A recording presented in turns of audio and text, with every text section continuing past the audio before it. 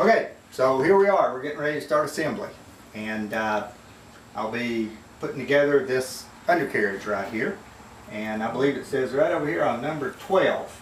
Number 12. Let me glasses on here. Number 12.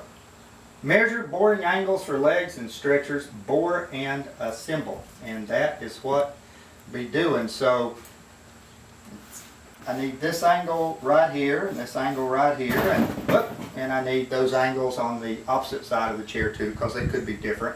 And I really wouldn't want to measure them off of the drawing here, because I might have got these angles wrong since I bore everything by eye. And then I'll need the angles where the center stretcher enters into the side stretcher. So that would be a top view that you can't see right there. And then once well, the very first thing we're going to do is we're going to pull out the stretchers out of the kiln where the tenons have been drying and final size them to the drill bit. Then we'll measure for these angles.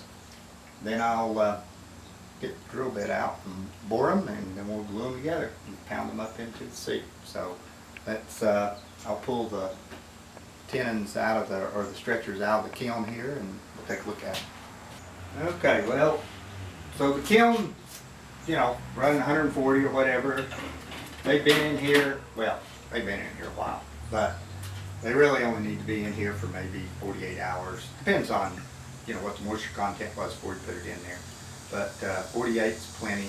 There's the side stretchers, there's the center stretcher right there. And so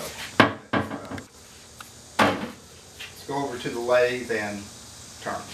Okay, well, I've got the center stretcher mounted in the lathe, and I'm going to turn 5/8 tenons on the end, and I'm going to turn those 5/8 tenons with this turning caliper gizmo. This is I believe this thing's called a Buchanan or a 3/8 parting tool, and then this is a turning caliper, I think. And anyway, it is set to match my drill bit, so I can get the exact size on all the tenons that I want.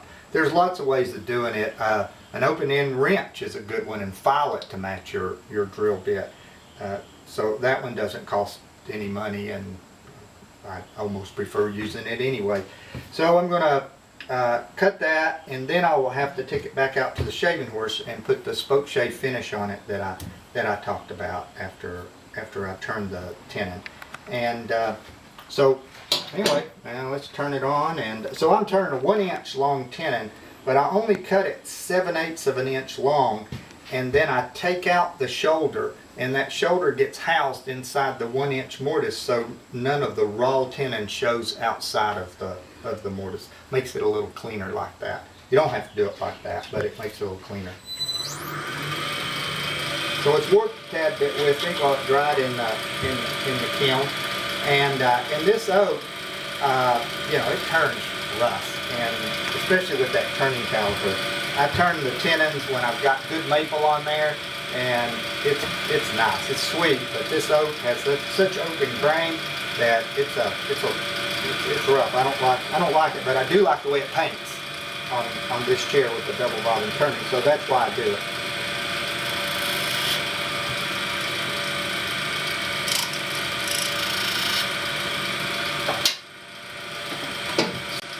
So for this parting tool to cut right, especially when I drop it over the tenon, I really have to have it turning at high speed. And the high speed on this is 4,500 RPM, so that's just pretty high. So I'll use it as a parting tool first, because I don't want to drop it over it until I get it close.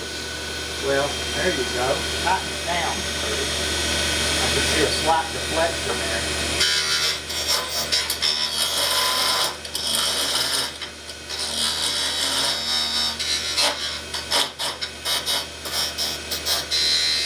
Now it's close, and I'll drop it over.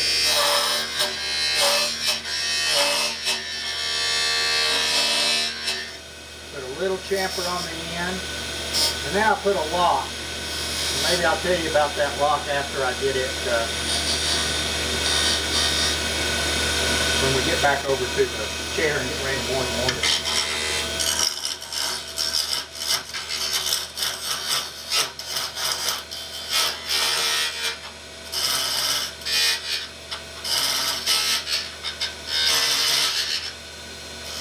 the camper and the lock, and then a little camper right there.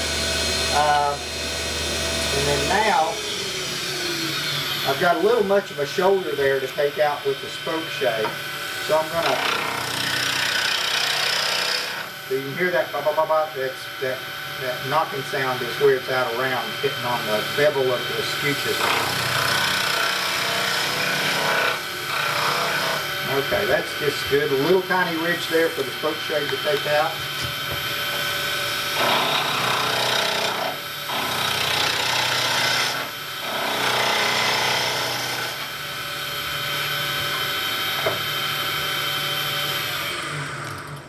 Okay, we've got it. So I'll take this out and we'll meet out at the shaving horse where I'll put a spoke shave finish on. So I've got two spoke shaves here. One is spoke shave that's convex front to back that allows me to get into that curve there.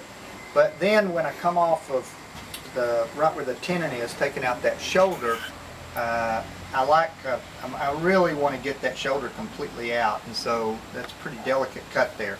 So I like a little bit more control, and I get that from the flat spoke shave. So I'm going to hook the blade of the spoke shave just right in the groove there, and I think I did this before, one of the videos on the leg maybe, or the post or something. But so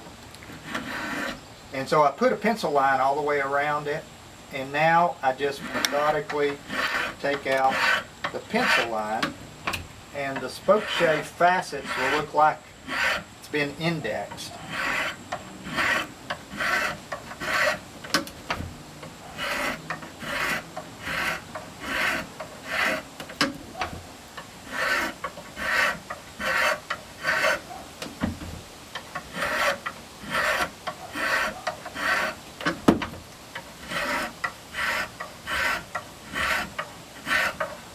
So in order for the spoke shave to cut clean all the way down, you've got to start with really good straight grain stock, and you can maybe see the growth rings on this, the way they're just about perfect. And up here where there's an angle, you'll override any grain run out and it'll still cut good, or almost any grain run out.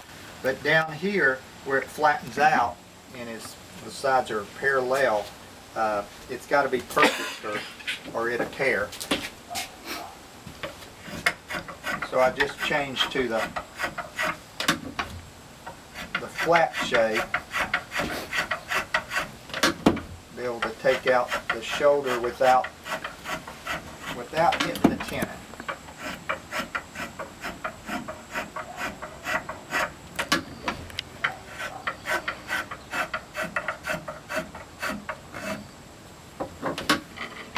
Now right in here is a tricky spot. You've got to pull the spoke shave out of that cut before it starts up the other side.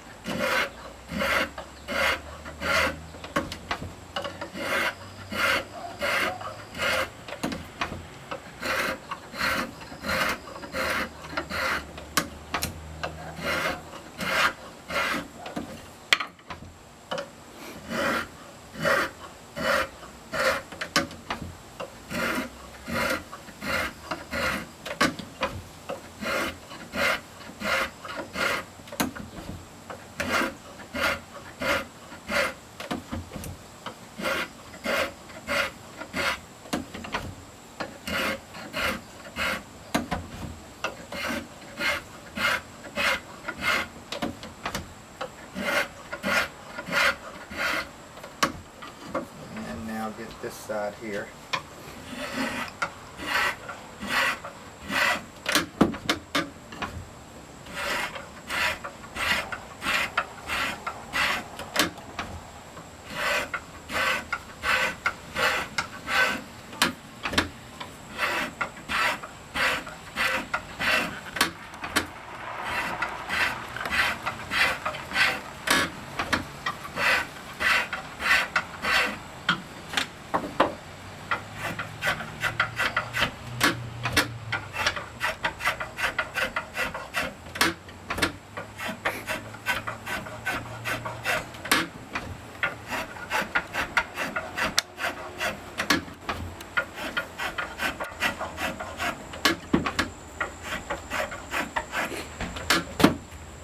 already done the side stretchers, so now we're ready to measure the angles. So we'll go back inside and do that.